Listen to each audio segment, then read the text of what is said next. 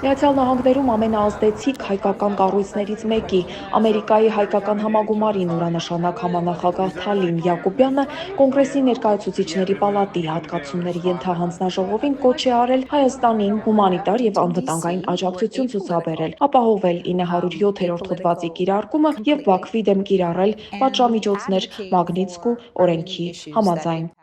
Նրա ուղերձն էր՝ Հայաստանը կանգնած է գոյաբանական սպառնալիքների առջև և աշխարհը պետք է արձագանքի։ Ամերիկայի հայկական համագումարի ցեղասպանության 110-րդ տարելիցի կապակցությամբ անցկացվող գագաթնաժողովը նշանավորվեց ամերիկացի ազդեցիկ պաշտոնյաների մասնակցությամբ և համարձակ հայտարարություններով։ Համագումարի գագաթնաժողովը հայ-ամերիկյան հարաբերություններն ամրապնդելու քննարկումների շուրջ Կապիտոլիումում միավորեց հայ ազգի հոլիվուդյան աստղ Ջոն Մանգանիելոին, կոնգրեսմեն Ջիմ Մակգովերնին, սենատորներ Էդվարդ Ջեյ Մարքիին և Էնդի Քիմին, կոնգրեսմեններ Հերբ Քոնովեյ, Բրեդ Շերման, Լորա Ֆրիդման և այլ բարձրաստիճան պաշտոնյաներ, այդ թվում հանրությանն առավել հայտնի Ֆրենք Փալոնը և Ադամ Շիֆը ներկա էին։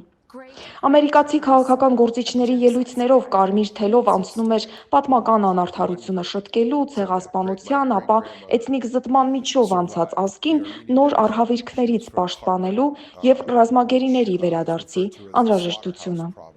Գագաթնաժողովի բացումն արեց Ջո Մանգանիելոն, որը կիսվեց ցեղասպանությունից մազապուրծ նախատատի պատմությամբ։ Տեսակապով համագումարին միացավ Բաքվի բանտում պահվող Ռուբեն Վարդանյանի որդին՝ Դավիթ Վարդանյանը, որը ընդգծեց տեղեկացվածությունը հարցին Բաքվի հակահայ գործողություններին ընդդիմանալու և պատասխանատվություն ստանձնելու կարևորությունը։